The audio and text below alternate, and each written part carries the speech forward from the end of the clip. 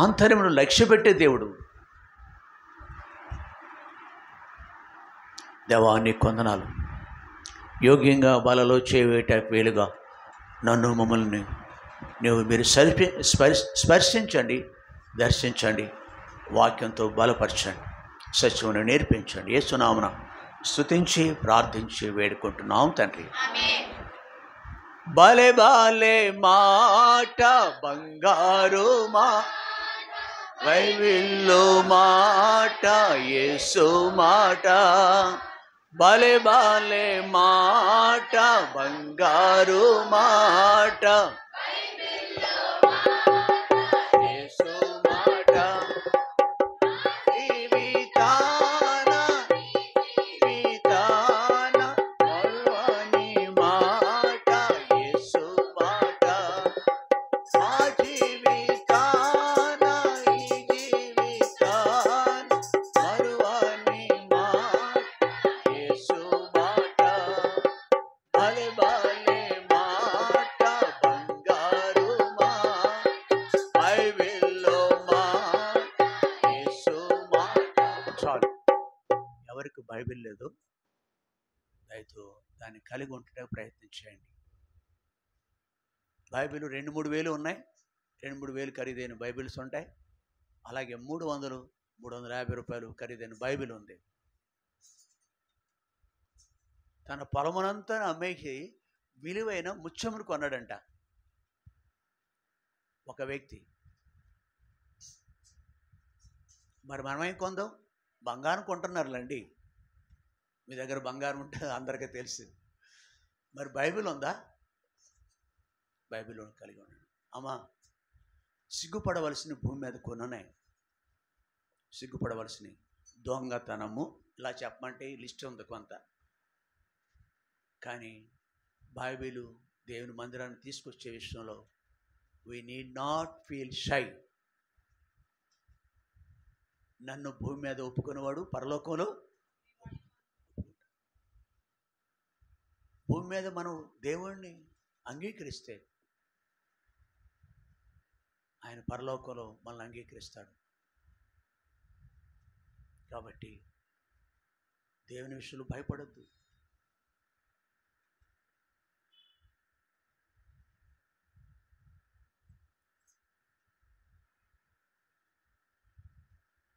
భూమి మీద నాకు 2 ముఖ్యమైన ఉన్నవి. 2 కళ్ళ, 2 కాళ్ళ, 2 చేతుల, గుండె ఒకటి పరిశుద్ధ గ్రంథము, రెండవది పాటల పుస్తకం. ఈ 2 ఉంటే చాలు. బైబిల్ చదువు రాని వాళ్ళు కూడా చదువురాను బైబిల్ పాటల పుస్తకం కలిగి ఉంటే ప్రయత్నం. ఒక ఆయన చుట్టారకాలు చూస్తున్నారు. వాళ్ళ పిల్లలకి, వాళ్ళ అబ్బాయికి పెళ్లి చేయాలి. అయితే అతను ఏమడుగుతున్నాడంటే, చదువుకోవాలని చూస్తారు, రంగును చూస్తారు, ముఖ్యంగా ఆడపిల్లలకి అందం చూస్తారు. ఇదేంటో వింత కానీ మా అబ్బాయికి భార్య అయ్యే అమ్మాయి చదువుకునేదయ్యి బైబిల్ చదివేదయ్యి ఉండాలి. ఇదేంటిది? ఎంత కోరిక అది. ఇది చదువులేని మన ఎంత యోగ్యులు ఉన్నారు. బైబిల్ చదవనా కానీ చదవకపోయినా కానీ బైబిల్ అంతా అప్పగించేస్తారంటే, మోకరించారంటే వాళ్ళు పక్కోళ్ళతో మాట్లాడు. బైబిల్ నాకే రాదు. బైబిల్లో ఆ వాక్య భాగాలు శ్రేష్ఠులు ఉన్నారు ఇక్కడ. బైబిల్ రాలేదని ఒకసారి దేవుని చిత్తంలో ఉన్న అమ్మాయిని విడిచిపెట్టొద్దు మీరు. బైబిల్ చదవలేదని. అది నీ కొలమానం కాదు. దేవుణ్ణి అడగాలి. అది వద్దులేండి. దేవుడు కొంతమంది మనలో అలాంటి వాళ్ళు ఉండవచ్చు, ఉన్నారేమో అని చెబుతున్నాను. కొలమానం అది కాదు. అది కూడా ఒకటి. మా భార్య చదువులేదు, ఇంకా కోళ్ళను కూడా అలాగే తెచ్చుకోవాలి అని ఫీల్ అవ్వద్దు. రండి ఇక్కడికి వచ్చేద్దాం. ఆదివారమున మేము అక్కడ కాదు, సమాజంగా కూడుట మానక ఒకడు, అవునా, కొందరు మానుకొనుచున్నట్టుగా సమాజంగా కూడుట మానక. చాలు. కొందరు మానుకొనుచున్నట్టు సమాజంగా కూడుట మాను. ఆదివారం మానేటువంటి ఆటపాటగా ఉంటుంది. పెద్ద ఏముంది, ఒక్క ఆదివారమే కదా. యేసుప్రభు విలువ చెప్పండి, మీకు ఎంత ఉందో. మీ ఇక్కడ కూర్చున్న వాళ్ళు, యేసుప్రభు విలువ ఎంత అండి? యావత్ ప్రపంచము, భూమి మీద ఉన్న భక్తులందరూ ఇది పర్వదినమని, పండుగ దినమని మనం ఆ దినాన్న కూడుకుంటుంటే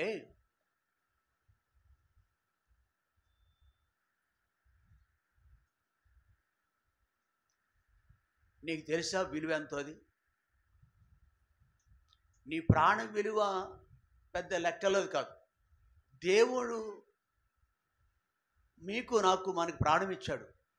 ఆయన వెల కట్టలేనంత, తిరిగి వెల చెల్లించలేనంత ఆయన ప్రాణాన్ని నీకు ఇచ్చుంటే, నీవు వారంలో ఒక్కరోజు, మిగిలిన రోజులు ఏమో మన ప్రియులు కొంతమంది యోగ్యులు ప్రతిరోజు మందిరానికి వస్తారు, పరిశుద్ధులు భయభక్తులతో వచ్చి అందరి కొరకు యాజకులుగా ఉంటారు. వీళ్ళు అందరి కొరకు యాజకులు అంటే ఏంటో మనకి ఇందాక చూసాం, దాన్ని వివరించలేను మరలా. అందరి పక్షాన ఆయన దగ్గర చేతులు ఎత్తుతారు పరమందున్న దేవునికి. అది గొప్ప యాజకులు చేసే పని అది. అయితే మనము సమాజంగా కూడుకున్నది కేవలం ఆదివారం నుండి.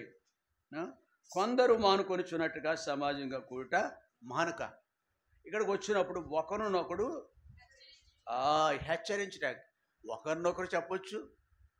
వస్తే ఒక ఆయన అన్నాడు, వెనకడ కాదు ఈ మధ్యలోనే ఆర్ఆర్కే మూర్తి గారు అంటూ ఉంటారులేండి, వాక్యం చెప్పేది వెనక్కడ కానీ ఆ దృష్టాంతాలు చెబుతూ, అదే మంచిదే, ఎప్పుడో జ్ఞాపకం చేసుకుంటారు. అన్నయ్య, నాకు ఎన్ని ఆదివారాలు మానేస్తే అంత కీడు వచ్చిందని చెప్పిన వ్యక్తులే ఈ రోజున దేవునికి దూరంగా ఉండటం అంటే దేవుని విలువెంత? సమాజంగా కూడుట మానక. ఒకరినొకరు హెచ్చరించుకుంటాం. ఇక్కడ అన్నిటికీ మించి వాక్యమే హెచ్చరిస్తుంది సుమా. Not a man one who stands before you, that man is not cautioning you. మిమ్మల్ని హెచ్చరించేది మనుషుడు కాదు, మీతో మాట్లాడేది not at all a man, but the voice of God. దేవుని యొక్క స్వరమే వింటాం మనం. అపోస్తలులు అంటే ఇలాగే ఉంటారు. ఆయన ఎవరు జ్ఞాపకం చేసుకోవాలంటే ఒక మాట పోయిన వారం చూసాం మనం. హెబ్రీయులు రాసిన పత్రిక 2వ అధ్యాయం 9వ వచనం చదువు. హెబ్రీ 2.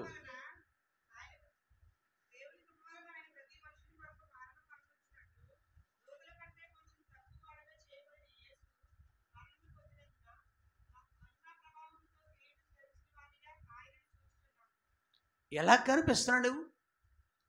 కొంతమంది ఇలా అంటారు, వాళ్ళని తక్కువ చేసి మాట్లాడితే, వాళ్ళకి ప్రాధాన్యత ఇవ్వకపోతే, నన్ను గురించి ఏమనుకుంటున్నావే నువ్వు, కనీసం కుర్చీ అనే వేయవు నువ్వు అంటే, వాళ్ళకి ఎక్కడైనా ఏదైనా కొదువైతే డిమాండ్ చేస్తాం మనం. ఒక మనుషుడి అయితే నా జీవితాల్లో, మన జీవితాలు యేసు ప్రభు, ఆయన ప్రేమించిన దేవుడు, ప్రాణమును ధారపోసిన దేవుడు, పాపం నుండి విడిపించిన దేవుడు, రాజ్యముగాను యాజకులుగాను చేసిన దేవుడు. ఇవి మన సందర్భంలో 2-3 చెప్పుకున్నాం. సో మెనీ ఆరాధించిన, so many reasons are there.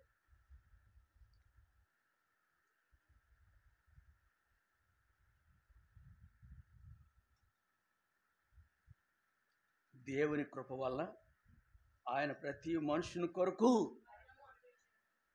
మానవ జాతి అంతటి కొరకు మరణించడానికి కృపగల దేవుడు తన ప్రియకుమారుడైన, అద్వితీయ కుమారుడైన యేసుక్రీస్తును మన కొరకు పంపించాడు.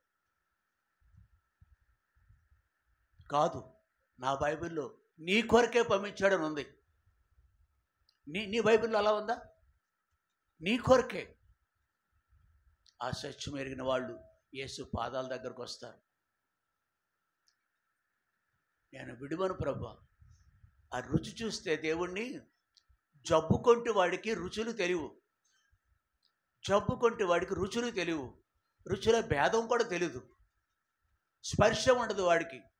ఇక్కడ ఉన్న వాళ్ళు కొంతమంది ఆరాధనకు వచ్చిన వాళ్ళు, బలలో పాలు పొందిన వాళ్ళు, ఆ కోవు చెందిన వాళ్ళు ఉన్నారు. నీవెలా ఉన్నావు? యేసు ప్రభు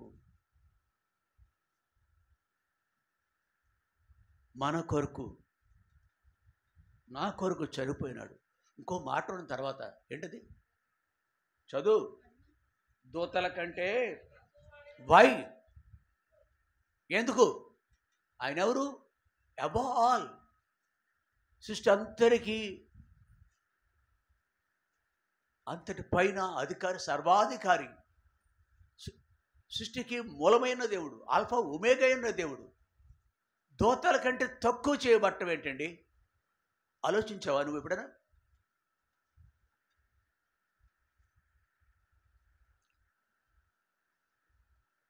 కీర్తన గ్రంథంలో 8వ అధ్యాయం 10వ వచనం కూడా చూడండి. కీర్తనలు 8వ అధ్యాయం ఏముంది అక్కడ? చదువు. దేవుని కంటే చాలు. ఎవరు? ఎవరు? మనుషుడు. పైన మనుషుడి గురించి రాస్తాడు ఇది. నీవు మనుషుణ్ణి జ్ఞాపకం చేసుకొని వాడి ఆ పాటు వాడని.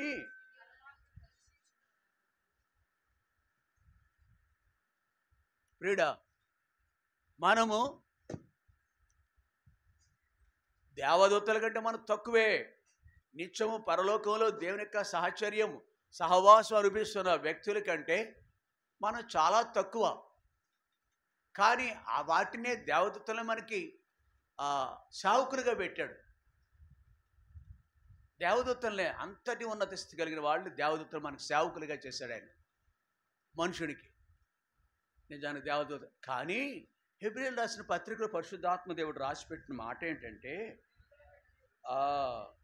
దూతల కంటే ఎందుకు ఆయన తక్కువైనాడు అంటే నీ కొరకే కదా. నువ్వు తగ్గించుకోలేవు, మోకరించలేవు, ఆయన గురించి ప్రకటించలేవు. స్వార్థ ప్రకటించదము, రమ్ము దేవుని మందిరానికి వెళ్ళుదాము రండి అని జనులు నాతో అన్నప్పుడు నేను ఏడ్చాను అని ఉందా? సంతోషించినాను. ఈ సాత్విక, ఏయ్ సరే కూర్చో, అలాంటి పిల్లలంటే నాకు అస్సలేం ఇష్టం. కుదా నెలలో పిల్లల్లో అలా ఉంటారు. 4 సంవత్సరాలు 5 సంవత్సరాల నుండి కాన్వెంట్కి వెళ్ళేవాళ్ళు భయం లేక తెలియక మనం పెంచండి. హౌ టు నేర్పించాలమ్మ. మనం చాలా ప్రయాసపడాలి ఆ విషయం. ఇది దేవుని మందిరం. స్కూల్లోకి వెళ్తే నువ్వు ఎలా కొంటున్నావు అలా ఉండాలి. ఇక్కడ ఒడిలో కూడా కూర్చోబెట్టుకోకూడదు. మనం డే బై రోజు తర్వాత రోజు వాళ్ళ పిల్లలకు నేర్పించాలి. మనం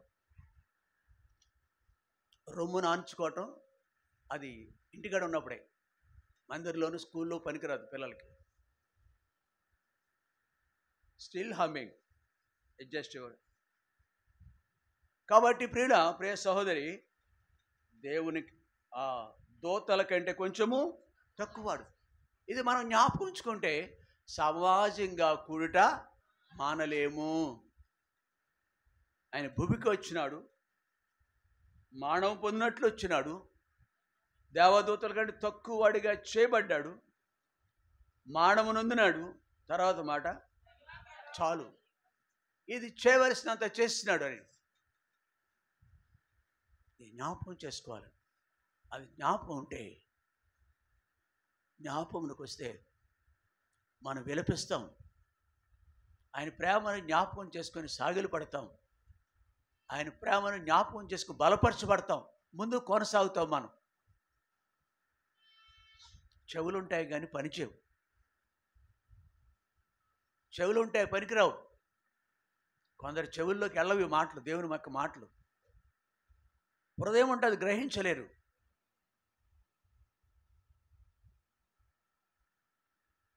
ఆత్మ సంగములతో చెప్పుచున్న మాట చెవి గలవాడు ఇక్కడ చెవులు లేని వాళ్ళు ఉన్నారు, చూసుకోండి ఒకసారి, ఎందుకని మంచిది. చెవులు ఉన్నాయా నీకు? చెవులు ఉన్నాయా? లేవా? వింటున్నామా? అర్థమవుతుందా? అర్థమవుతుందా? అంటే అర్థం కాని వాళ్ళు అందరినీ అడుగుతున్నాను, అర్థమైన వాళ్ళ గురించి కాదులేండి.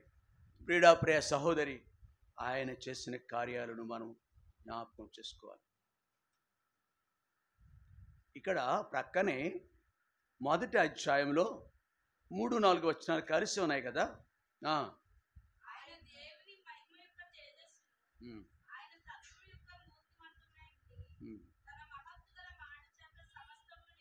చాలు. Who is he? ఒకసారి ఎక్కడో విన్నాను, నీ దేవుడెవరని నన్ను అడుగుచు. నేను ఏం అది సత్యానందం, అతని పేరు సత్యనారాయణ, 2 కళ్ళు లేనివాడు. ఒకసారి అన్న జోషి గారు, దైవజనుడు జోషి గారు, ఆయన శిష్యుడు, ఆయన ఈ పాట పాడతాడండి. పాట పాడితే ప్రతి ఒక్కడు ఏడవలసిందే. నీ దేవుడు ఎవరని ఈ జనులు నన్ను అడుగుతుంటే ఏం చెప్పను, ఎలా చెప్పను? వాక్యం లేదా? అర్థం కావట్లేదా?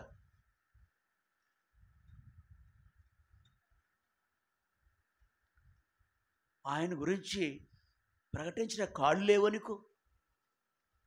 నీ కాళ్ళు తిండి కొరకు పరిగెడతాయి, నీ కాళ్ళు నీ స్వార్థం కొరకు పరిగెడతాయి, నీ చేతులు నీ కొరకు నీ స్వార్థానికి పనిచేస్తాయి. నీ స్వార్థమేనా? నీకు స్వార్థం కొరకేనా? God is asking us today. దేవుడు మనతో మాట్లాడుతున్నాడు. నీ దేవుడు ఎవరు తెలుసా నీకు? అంధుడు పాట పాడి అనేకులు మార్చేస్తాడు. ఆ పాట చాలా మధురంగా ఉంటుంది. నీ దేవుడు ఎవరని నాతో ఉన్నవాడు అడిగితే ఏం చెప్పను ప్రభు అంటే, తర్వాత వచనాల్లో ఏం చెప్పాలో ఉంటుంది అనమాట. ఆయన ప్రేమ, ఆయన త్యాగం, ఆయన మనం పట్టించుకున్న విధం. కాబట్టి ఇక్కడ రండి, మళ్ళీ మొదటి అధ్యాయానికి వద్దాం. ఆయన దేవుని మహిమ యొక్క తేజస్సు. అయ్యా, సూర్యుడిని, దేవుడు మాట చొప్పున పలికిన సూర్యుడిని ఎవడు తేరి చూడలేడు. పేరు ఆ పేర్లే పెట్టుకుంటారు. ఏ పేరు గుర్తు రావట్లేదా? సూర్య.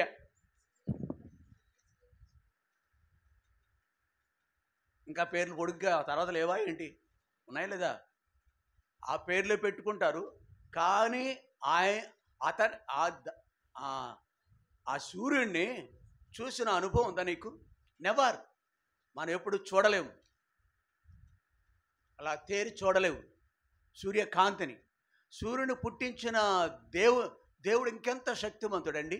ఆ దానికి ఇక్కడ ఒక పరిశుద్ధాత్మ దేవుడు రాసిపెట్టిన మాట ఏంటంటే, ఇక్కడది నా పేజ్ వెళ్ళిపోయింది.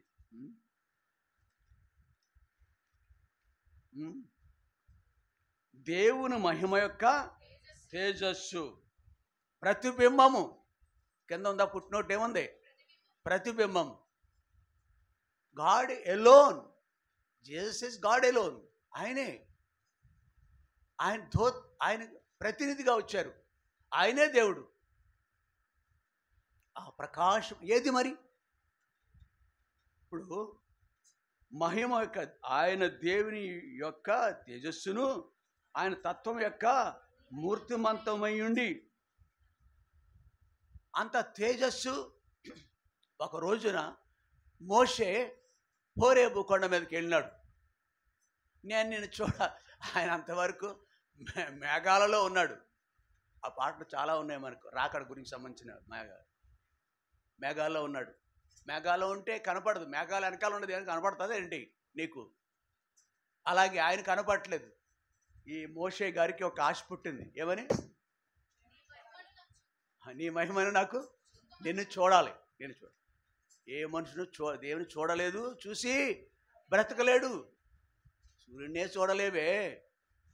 సూర్యకాంతికి 1000 కోట్ల సూర్యుడు, కాంతివంతమైన తేజస్సు అంటే కాంతివంతమైన ఆయన మన కొరకు భూమి మీదకి వచ్చేసరే ఆదివారము అది జ్ఞాపకం చేస్తుందండి. ప్రియుడా, కొద్ది కాలమే నీ నటన. నేను ఇందాక చెప్పాను, ఎంబీబీఎస్ చదివి డాక్టర్ అవ్వాలని ఉన్నత కుటుంబంలో పుట్టిన ఒక అమ్మాయి యాక్టివ్ మీద పరీక్షలు రాయటం పరీక్ష హాల్కి వెళ్తుంది 2-3 రోజుల క్రితం. ఉన్నత కుటుంబం అంటే మీరు ఇంకా మిగిలిన చెప్పచ్చు, ధనధాన్యాల్లో డాక్టర్ చదువుతుందంటే అది కూడా గొప్పదే. భర్త ఉద్యోగి, మ్యారీడ్ ఉమెన్, ఆమె ఎవరు సహాయం చేయలేదు. నీ బ్రతుకెంత?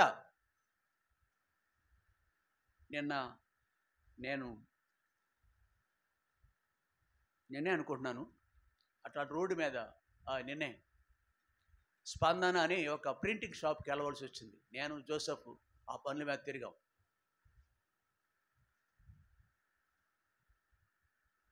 మీటింగ్ సంబంధించి చాలా పనులు చక్కబెట్టాం. ఒక తలవ పని చెయ్యి కాలు చెయ్యాలా, ఎవరి పని వాళ్ళే. ఆటో వాడు నిర్లక్ష్యంగా ఉంటారు సాధారణంగా. ఆటో ఆడు ఆ పక్కన ఉన్న ఆటో మార్జిన్లో ఉన్నాడు. ఆదివారం బొమ్మ దగ్గర, కోటేశ్వరంలో బొమ్మ దగ్గర సడన్గా ఆల్ ఆఫ్ ఎ సడన్ ఇలా తిప్పాడు. ఆ ఇద్దరు అక్కడ పక్కన వెళుతున్నారు, వాళ్ళిద్దరు పడిపోయారు. ఒకడు కాలు ఇరిగిపోయింది అనిపిస్తుంది, బళ్ళు రక్తం వచ్చేస్తుంది, లేవలేకపోతున్నాడు. ఒకడే బండి కింద పడ్డాడు, ఒకడు అవతల పడ్డాడు. ఎన్ని రోజులు ప్రయాణం చేస్తున్నావు? చేయట్లేదు. నీవు నీ కుటుంబ సభ్యులు కాపుదల లేదా? ఆ దేవుడు అమ్మా ఎస్ఐర్ నువ్వు పైకి వెళ్ళు, ఆ ముందు కూర్చుందా మీద, ఆ పైకి స్థూలకాయలు పెద్దవాడు కొంచెం అలా పైకి కూర్చోడు, కింద కూర్చోలేరు కదా, కొంచెం కింద కూర్చోవడం కష్టం అనుకుంటే పైకి వెళ్ళి కూర్చోండి, కుర్చీలు ఉన్నాయి మనకి. కాబట్టి దేవుని ప్రేమ జ్ఞాపకం చేసుకుంటే, ఆయన క్రియలు జ్ఞాపకం చేసుకుంటే నువ్వు ఎలా నిర్లక్ష్యపడుతుంది? నిన్ను ఎంతవరకు కాపాడిన దేవుడు ఎవరైనా? పిల్లలు కూడా నువ్వు వెళ్తారా మీరు? మన కృతజ్ఞత ఉన్నా లేకపోయినా పిల్లలకి, నీకు ఒకవేళ ఉందేమో, వాళ్ళని నిన్ను బట్టు, ఆయన కృపను బట్టు, కృప అంటే ఏ హేతు లేకపోయినా, ఏ కారణం లేకపోయినా కాపాడే విధం కాపాడతలేదు మనల్ని, మన పిల్లల్ని. అది జ్ఞాపకం చేసుకోద్దాం. దేవుని మహిమ యొక్క తేజస్సు అయిన యేసు ప్రభు, ఆయన తత్వము, దేవుని యొక్క తత్వం యొక్క మూర్తిమంతమై ఉండి తన మహత్తు గల మాట సమస్తము నిర్వహించుచు పాపముల విషయమై శుద్ధీకరణ తానే చేసి దేవదూతల కంటే ఎంత శ్రేష్టమైన నామం పొందెనో, వారి కంటే అంత శ్రేష్ఠుడే ఉన్నత లోకంలో మహామహుడగు దేవుని కుడిపార్శ్వన దేవుని స్తోత్రం కలుగును గాక. అందమా అదొకటే తక్కువ మనకి, ఆ తోక ట్యాగ్ మన్నించున్నాను. అలవాట్లేదు కదా, లేకపోతే ఉర్రంతలు ఊగించేస్తాం అది చెప్పి. దేవుడు ఎవరో తెలిసిందా?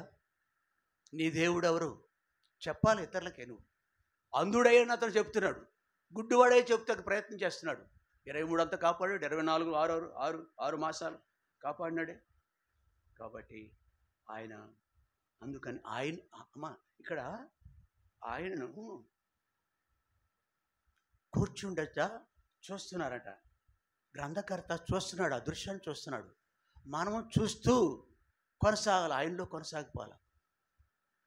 ఆ అనుభవం, ఈ చూసే అనుభవం, ఆయన చూస్తూ మందిరాన్ని అంటే ఆయన ఎవరో మరొకసారి జ్ఞాపకం చేయబట్టాకి, ఆయా రీతులుగా జ్ఞాపకం చేసుకోవటానికి మందిరానికి రావాలి. అందుకే కొందరు మానుకొనిచున్నట్టుగా మీరు సమాజంగా ఈ సత్యాలు జ్ఞాపకం చేసుకోవటానికి, మేలు పొందటానికి, ఆశీర్వదింపబడటానికి we have to gather together.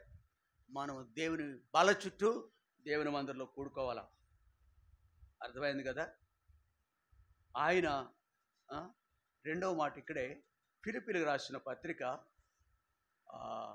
2వ అధ్యాయము, ఫిలిప్పీలకు రాసిన పత్రిక 2వ అధ్యాయం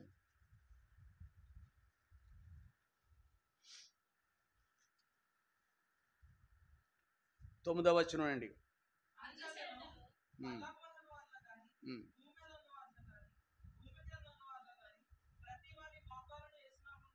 చాలు, నీ ప్రభు మన ప్రభు చేసిన కార్యం ఉంది.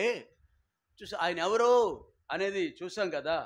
ఆయన ఎంతగా తగ్గించుకున్నాడో మొదటి వర్తమానంలో చూసాం మనం. ఈ 9వ వచనంలో అందుచేత అంటే ఏంటి? అందుచేత అంటే ఏంటి?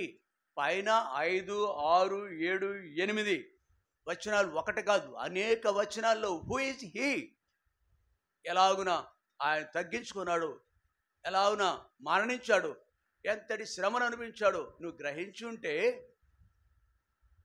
అది అంత ఉంది చరిత్రని మనం గ్రహించి ఉంటే ఆయన ఇప్పుడు ఎలా ఎక్కడున్నాడు తెలుసా? ఆయనకు ఇవ్వబడిన ఆధిక్యత అందుచేత పరలోకమందున్న వారిలో కానీ, భూమి మీద ఉన్న వారిలో కానీ, భూమి క్రింద ఉన్న వారిలో కానీ ప్రతి వారి మోకాలు యేసునామమున వంగునట్లు చేశాడు, హెచ్చించాడు దేవుడు. దేవుని కుమారుడై ఉండి తను తాను తగ్గించుకున్నాడు. అనగా తగ్గించుకుంటే దేవుని కొరకు మనం దేవుడు. అందుకని పేతురు రాసిన పత్రికలో 5వ అధ్యాయం 6వ వచనం కూడా చూడండి. పేతురు రాసిన మొదటి పత్రిక 5వ అధ్యాయం, దేవుడు తగిన సమయమందు మిమ్మల్ని హెచ్చించినట్లు ఏం చేయాలి? ఆయన బలిష్టమైన చేతి కింద మీరు దీనులై ఉండి. దీనత్వం చాలామందికి ఉండదు. వందనాలు కూడా చెప్పలేరు, సారీ చెప్పలేరు. ఏదైనా జరిగితే సారీ చెప్పాలా?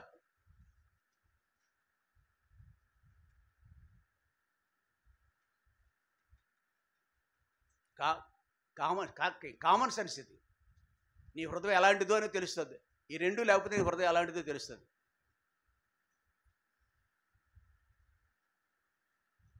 లేట్ అయిపోయింది అంకుల్ ఈవేళ నాకు.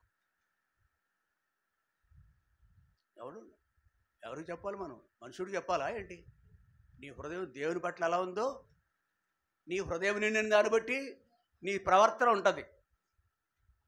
హృదయం నిండిన దాన్ని ప్రవర్తన ఉంటుంది. నువ్వెంత అతిశయం అహంభావం ఉందో నీకు.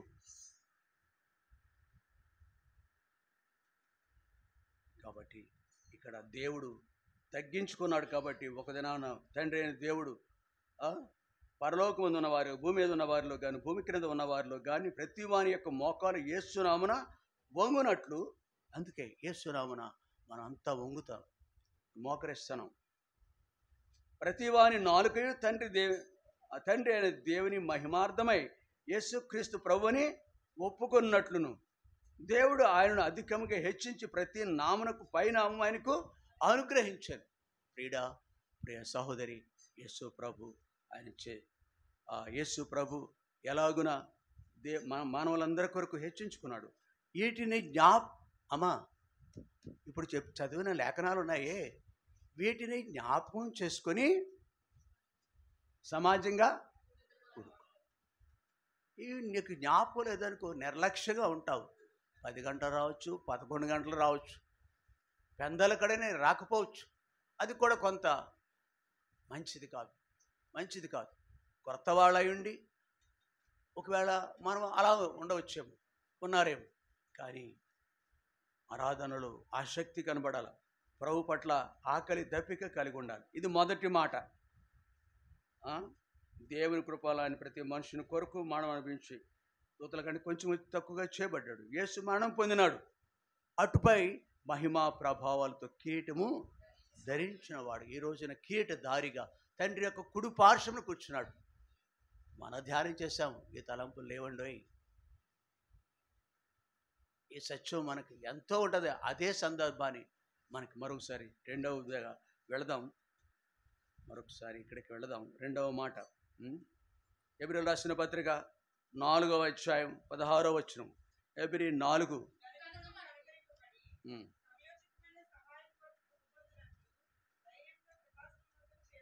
చాలు మనము కనికరింపబడి గనుక అంటే మన పితరులు అయోగ్యులుగా అవిధేయులుగా జీవించి దేవునికి దూరస్తులై దేవుని యొక్క ఉగ్రతను అనుభవించారు. అలా ఉండొద్దు. పైన విషయాలన్నీ అది ఉంటాయన్నమాట.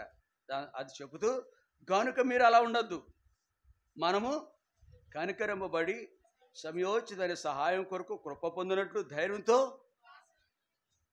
దేవుని సన్నిధికి వెళ్ళాలి. కృపాసనం ఎక్కడ దొరుకుతుంది? థ్రోన్ ఆఫ్ గ్రేస్ భూమి మీద ఎక్కడ ఉండదు, ఎక్కడ దొరకదు. దేవుని ఆలయంలో ఉంటుంది, నీ హృదయంలో ఉంటుంది. అది నీ ఇంట్లో కూడా ఉంటుంది. నువ్వు మోకరిస్తే పూర్తిగా వణుకు భయం కలిగి ఉన్న వ్యక్తిగా ఉంటే నీ యొక్క ఇంట్లో కూడా కృపాసనం దొరుకుతుంది నీకు. సమయోచితమైనగా అమ్మా కృప పొందినట్లు. కృప లేకపోతే దినాలు మనం గడవు. అందుకే భక్తుడు కీర్తనాకారుడు 92వ కీర్తనలో అనుకుంటా చూడండి, 92వ కీర్తన అన్నది చదువు ఎంత 1-2 వచ్చి 92 1-2 వచనాలు చదువు.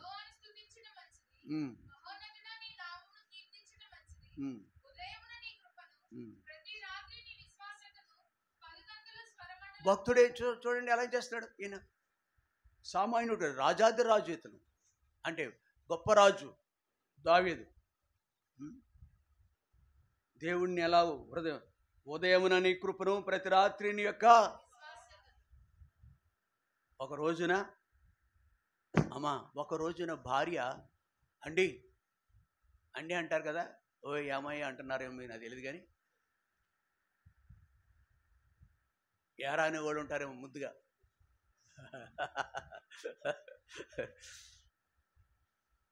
భార్యను కూడా ఏరా అనే వాళ్ళు ఉన్నారు. ఏదో అదొక ముద్దు, రకరకాలుగా ఉంటాయి. ఏమండి లేవండి అంటుంది 2 సార్లు 3 సార్లు, నో రెస్పాన్స్. ఉదయమున కృపను అనుభవించలేదు అతను. కృప లేదు అతనికి. చాలు నా కృప నీకు లేవలేదు మంచమే నుంచి. కానీ 23వ రోజును కూడా ఆయన కృపను వల్ల మనం లేపబడ్డాము. మీ డబ్బు కాదండి, మీ బంగారం కాదండి, మరొక దినంలోకి ప్రవేశపెట్టింది. ఉదయమున నీ కృపను ప్రతి రాత్రి ఏముంది ప్రతి రాత్రి నీ యొక్క విశ్వాస్యతను 10 తంతుల స్వరమండలం గంభీర ధ్వని గల సితారతోను అంటే ఆరాధించడం మంచిది. ఆదివారం మానేటివంటే ఈజ్ ఇట్ జోక్? చాలా సీరియస్ మ్యాటర్ అది. ప్రభు కొరకు, ప్రభు సన్నిధిలో కనబట్ట కొరకు. ప్రియ సహోదరి, ఆయన కృపను బట్టి. అందుకే ఇక్కడ కూడా 4వ అధ్యాయంలో ఉంది కదా, కనికరింపబడి కనికరం అనే మాట కూడా కృపలో నుంచి వచ్చిందే. కనికరింపబడి సమయోచితమైన సహాయం కొరకు కృప పొందినట్లు కృపాసన వద్దకు ధైర్యం ఉండాలి. దేవుని సన్నిధికి రావాలంటే ధైర్యం ఉండాలి. మాస్టర్ దగ్గరికి హోంవర్క్ చేయని వ్యక్తి ధైర్యంగా వెళ్ళాడు. ఆ బిడ్డ పరీక్ష మానేస్తాడు. ఆ రోజుని పరీక్ష ఎదుర్కొనే ధైర్యం లేదు ఆ వ్యక్తికి. పరీక్ష మానేస్తాడు. దేవుని సన్నిధికి రావాలంటే ప్రియ సహోదరి, మనలో కృపాసన వద్దకు ఇక్కడ రాయబడిన మాట ధైర్యంతో ABCD 1 2 3 4 లెక్కేస్తే ఎన్ని ఉంటాయో. వారి హృదయం యొక్క తలంపులని ఊహంతో ఎల్లప్పుడూ కేవలము మన తలంపులన్నీ చెడ్డవి, మన దృష్టి చెడ్డది, మన ఆలోచన చెడ్డవి, మన కార్యాలు చెడ్డవి. ఇలాగున వాటిని బట్టి మనం దేవుని కృపాసన వద్దకు ధైర్యంగా వెళ్ళలేము.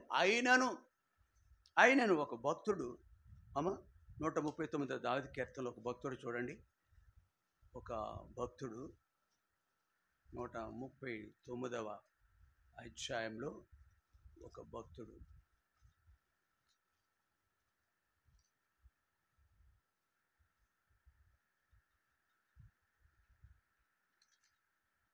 ఏడవ వచనం,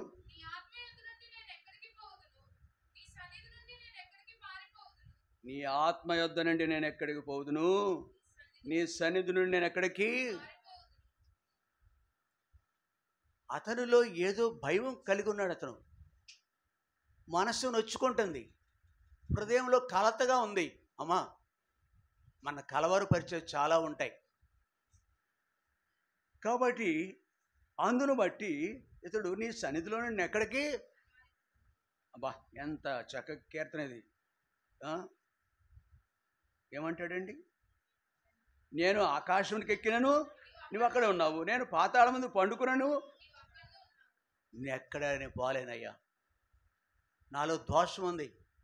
ఇక ఏం చేస్తాడు తెలుసా? కృపాసనం వద్దకే అతను వెళుతున్నాడు. ఏమంటున్నాడు చివరికి?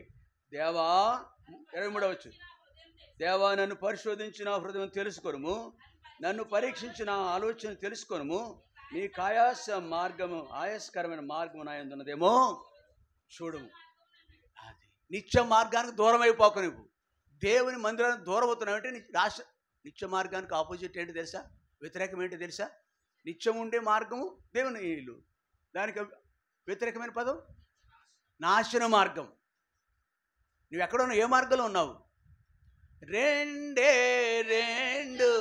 దారులు, ఏ దారి కావాలో మానవా, రెండు దారులు, ఏ దారి కావాలో మానవా, ఒకటి పరలోకం మరి ఒకటి పాతాళం, ఒకటి పరలోకం మరి ఒకటి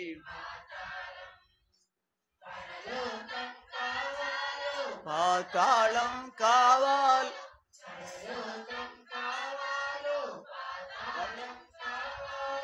తెలుసుకో మానవా, ఓరుకో మానవా, తెలుసుకో. మీకు రాయలసీమ అంటే 4 జిల్లాలకు రాయలసీమ అని పేరు మా ఆంధ్ర రాష్ట్రంలో. అక్కడ రత్నాలు దొరుకుతాయి. రాళ్ళు సీమే కానీ అక్కడ రత్నాలు కూడా వరలక్ష్మణ కదా, నేల మీద ఏరుకుంటున్నారు. మనం కూడా వెళ్దామా? అలాగ అన్నారనుకోండి, ఆ 100 ఎకరాల్లో రత్నాలు తెగ దొరుకుతున్నాయి అనుకున్నారు. ఒక్కొక్కటి ₹1,00,00,000 ఉంటుంది. వెళుతున్నారు అలాగా వేరుకోండి. ఎంత దొరికితే అంత. అలా అనుకుంటే పిల్లల్ని ఇంటికాడ పెట్టేసి వస్తాం మనం. భర్తని మీ పనికి వెళ్ళిపోండి నేను వెళ్తాను అంటావు నువ్వు. అది మీరు పర్లేదు రారా, నీ పిల్లల పాప అందరం తీసుకెళ్తావు నువ్వు రత్నాలు ఏరుకుంటాకి. బంధువుల ఇంట్లో కార్యక్రమం అంటే అందరూ తీసుకెళ్తావు నువ్వు.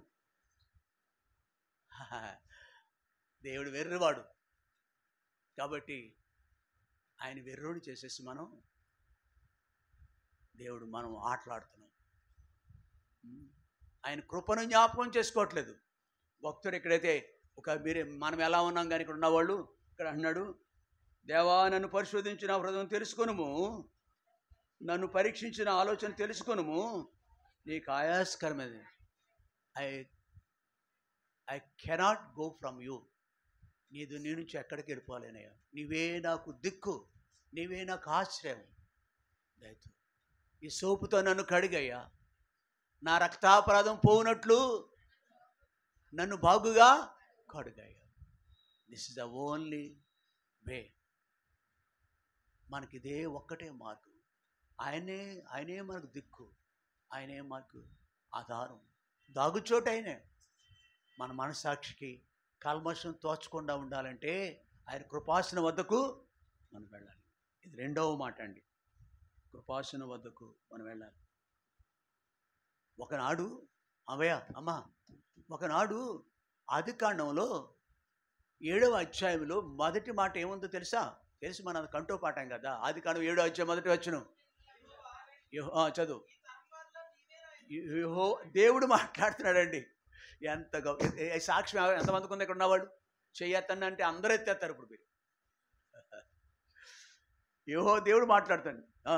ఈ తరం వారిలో ప్రపంచంలో ఉన్న వాళ్ళందరిలో కూడా నువ్వు ఒక్కడవే నాకు. ఎందుకో తెలుసా? అతని సొంత భక్తి కాదు. 6వ అధ్యాయం 8వ వచనం 6. అంతే, డబ్బాలు కొట్టుకోకు, నేను భక్తురాలని భక్తుపరునని. నోహు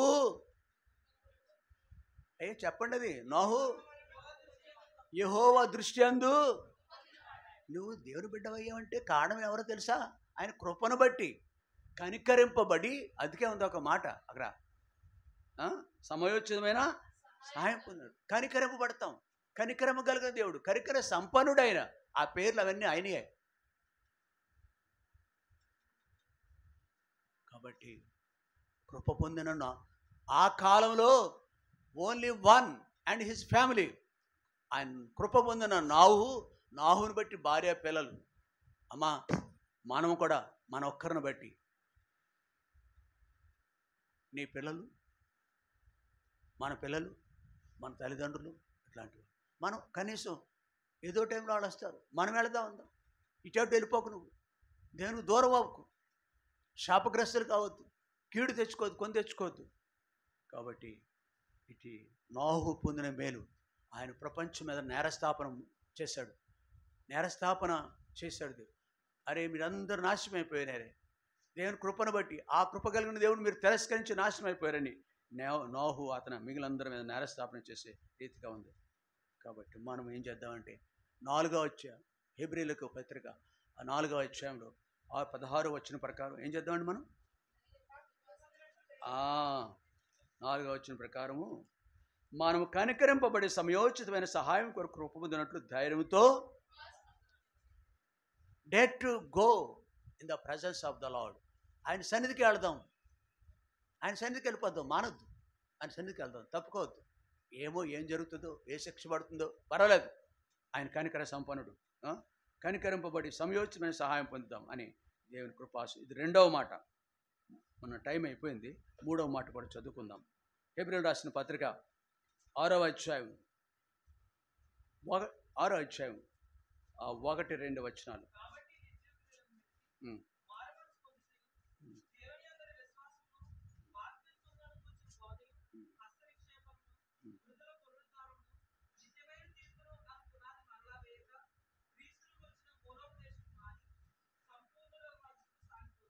క్రీస్తుని గురించిన మూలోపదేశములు మాని సంపూర్ణులగుటకు 3 మాటలు మన దృష్టికి వచ్చినాయి. మొదటిది ఏంటి తెలుసా?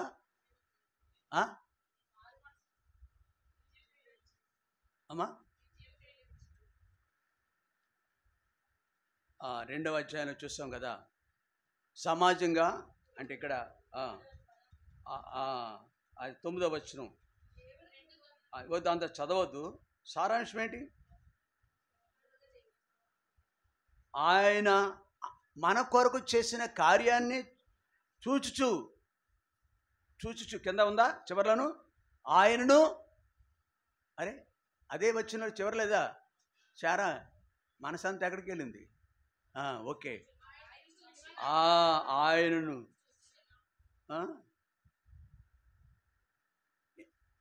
కిరీటధారి అయిన ప్రభు ఇక్కడికి వచ్చి ఎంతగా శ్రమించిన దేవుడు నా కొరకే అనే దృశ్యాన్ని చూస్తూ వెళ్ళాలి మనం.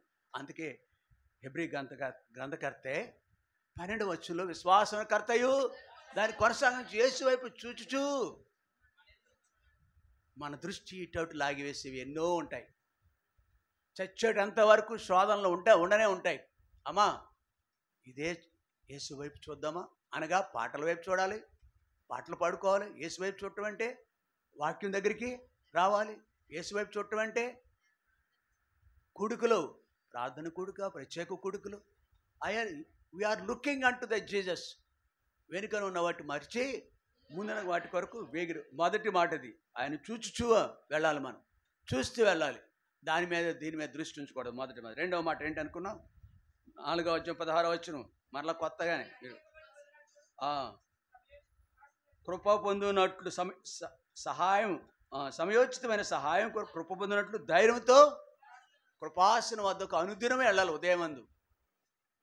ఉదయమందు సాయంకాలం మందు ఆయన కృపాసనం వద్దకు వెళ్ళాలి మనం. 2వ మాట. 3వది ఏంటి అనుకున్నాం? 6వ అధ్యాయం 1వ వచనం క్రీస్తుని గురించి మూలోపదేశాలు మాని. ఎల్కేజీలో ఉన్న బిడ్డ 5th క్లాస్కి వస్తాడు. 5th క్లాస్ నుంచి ఎక్కడికి వెళ్తాడు? 10th క్లాస్కి వెళ్తాడు. అన్ని దాటి వెళ్తాడండి. కానీ ఎలిమెంటరీ స్కూల్ అని 5th క్లాస్ లోపనే ఉంటే ఎలా ఉంటుంది? ఒక తల్లికి కానీ తండ్రికి కానీ మరగుజ్జువాడు అంటాం మనం, చదువు రానివాడు, ఇంకెందుకు పనికి రానివాడు అంటాం. మూలోపదేశములు మాని, ప్రైమరీ థింగ్స్ ఇప్పుడు పదే వాటిని జ్ఞాపకం చేయకూడదు. ప్రైమరీ థింగ్స్, ప్రాథమిక అంశాలే జ్ఞాపకం అనగా ఏంటి ప్రైమరీ థింగ్స్? ఏమి ఇక్కడ చూడండి. 1, దేవుని అందలి విశ్వాసం. అవునా? దేవుని అందలి విశ్వాసం గురించి పదే జ్ఞాపకం చేయాలి నీకు. 1. 2 బాప్తిసం గురించి బోధ. అది చెప్పక్కర్లేదే, బాప్తిసం అంటే ఏంటి చెప్పక్కర్లేదుగా నీకు. 2, 3 హస్తనిక్షేపణ, అది ఒకసారి తెలుసుకుంటాం మనం. 4 ముద్ర పునరుద్ధానం, 4, 5 నిత్యమైన తీర్పు అను వాటిని మరలా వేక. నిత్యమైన తీర్పు అని ఎన్ని వచ్చినాయి ఇక్కడ? 5 వచ్చినాయి. ఇవి మదే పదే వాటినే జ్ఞాపకం చేయక్కర్లేదు మనం. ఇవి మాని క్రీస్తుని గురించి మూలోపదేశములు, ఈ ప్రధానమైనవి, ప్రాథమికమైనవి ఇవి మానే సంపూర్ణ అవుటకు సాగిపోతాయి. ఇంతకీ విశ్వాసం అంటే ఏంటి? ప్రభువైన యేసుక్రీస్తు వారు నా పక్షాన్ని చేసిన కార్యాన్ని విశ్వసించి, ఆయన ఎందుకు వచ్చాడో విశ్వసించి రక్షింపబడటం. విశ్వాసం ద్వారా రక్షణ. అబ్రహాము దేవుని నమ్మాను, అది విశ్వాసం ద్వారా కలిగింది. నీతిగా చేర్చబడతాం. 2 బాప్తిసం, అనగా మన పాత జీవితానికి నేను చచ్చిపోయినాను, పాత పెట్టేయండి నన్ను దేవునికి అప్పగించుకోవటం, అది బాప్తిసం. తిరిగి అక్కడి నుంచి లేచినప్పుడు నూతన జన్మ పొందిన వారు. 2వది. 3వది హస్తానిక్షేపణ. చెప్పండి, ఒకరు చెప్పండి సహోదరులు.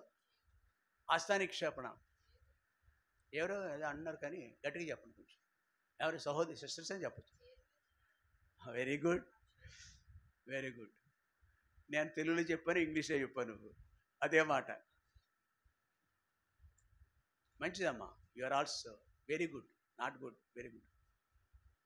అనగా నలుగురు దేవుని దాసులు, ముఖ్యమైన పెద్దలు వాళ్ళ మీద చేతులుంచి ప్రార్థన చేయుట. Here after words you are not alone, you are not outside. నువ్వు బయట లేవు. ఇక్కడ నుంచి దేవుని యొక్క మందిరంలో ఒక బిడ్డవు, నువ్వు ఒలివ మొక్కవు. నువ్వు దేవుని యొక్క శరీరంలో ఒక అంగము, ఒక భాగం, ఒక చెయ్యి, కాలు, వ్రేలిగా ఉండాలి. అది అందుకే పరిచర్యలో పాలు పొందమంటాం.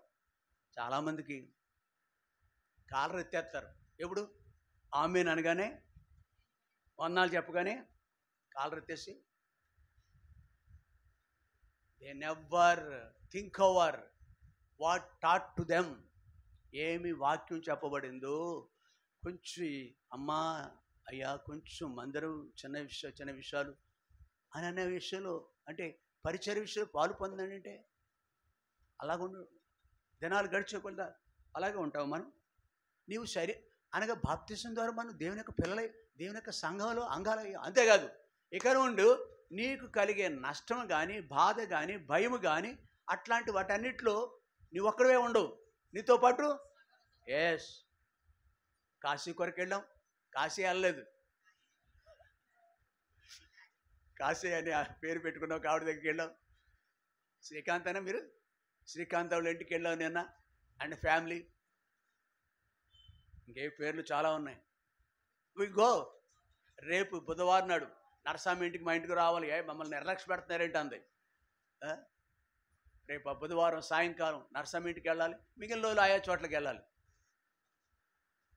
అంటే హస్తనిక్షేపణ, మనము దేవుని యొక్క ఇంటిలో భాగం, దేవుని యొక్క శరీరంలో అంగాలు. ఇవి మానేసి ఇంకా ఉన్నాయి కదా, ఇవి కాదు, ఇవన్నీ అయిపోయింది, మీకు గుర్తు చేయబడింది. ఈ మూలోపదేశాలు మాని సంపూర్ణం వచ్చే ప్రభు చిత్తమైతే రేపు చూద్దాం. రేపు అంటే కాబట్టి రైతు ప్రియ సహోదరి, ఈ మూడంత సమాజంగా కూడుట మానని వారికి ఇచ్చే దేవుడిచ్చే అనుభవాలు. కాబట్టి మనం కూడా అలాగ ఆయన చూస్తూ ముందుకెళ్దాం. మనల్ని పందెపు రంగమందు పాలు పొందేవాడు అందరూ అనేకులు పాలు పొందుతారు, కానీ బహుమానం నువ్వు ఒకవేళ బహుమానం పొందకుండా ఉంటాయేమో సుమా, కిరీటాన్ని కోల్పోతాయేమో. అపోస్తలుడైన పౌలు అన్నాడు లేదా, నా కొరకు నా కొరకు జీవకిరి, యూ లూజ్ ఇట్. పనికి మాలిన ఈ లోకం కొరకు, ఒక పూట కూరి కొరకు మనం అట్లు పోగొట్టుకుంటాం.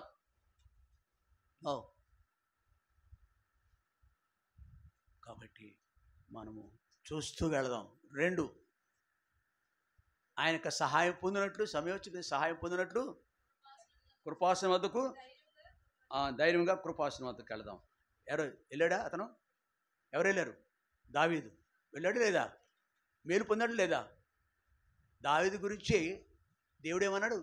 అతడు నా కొద్దిపాటి లోపాలు ఉన్నా కానీ మనం పదే పదే దేవుని దగ్గరికి వెళితే దేవుడు క్షమిస్తాడు, ప్రేమిస్తాడు, ముద్దు పెట్టుకుంటాడు.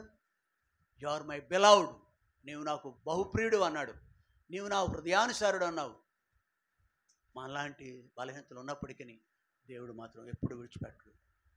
సమయోచితమైన సహాయం పొందినట్లు ఆయన కృపాసన వద్దకు కనికరింపబడి వెళ్ళాలి, ఎడుతూనే ఉండాలి, అనుదినం వెళ్ళాలి, పిల్లలతో వెళ్ళాలి, పెద్దలతో వెళ్ళాలి. సమయం అసమయం రెండవది. మూడవది చివరిగా క్రీస్తు ఏముంది ఆ మాట ఉన్నప్పుడు దీనికి అర్థం ఉంది. క్రీస్తుని గురించిన మూలోపదేశములు మాని 1వ క్లాసులోనూ ఎల్కేజీలోనూ ఉండక మంగళవారం విలువ ఎరగాలి, శుక్రవారం సాగిపోయే వాళ్ళకి ఇది ఉంటుంది, శుక్రవారం విలువ ఎరగాలి, సువార్త దండయాత్రలకు విలువ ఎరగాలి, గృహకుడుకులకు విలువ ఎరగాలి, సంపూర్ణతలోకి వెళ్తాం. మనం ప్రార్థన చేసుకుందాం, బలలోకి వెళ్దాం. ప్రార్థన చేసుకుందాం. మోహన్ బల కొరకు ప్రార్థన చేస్తాం.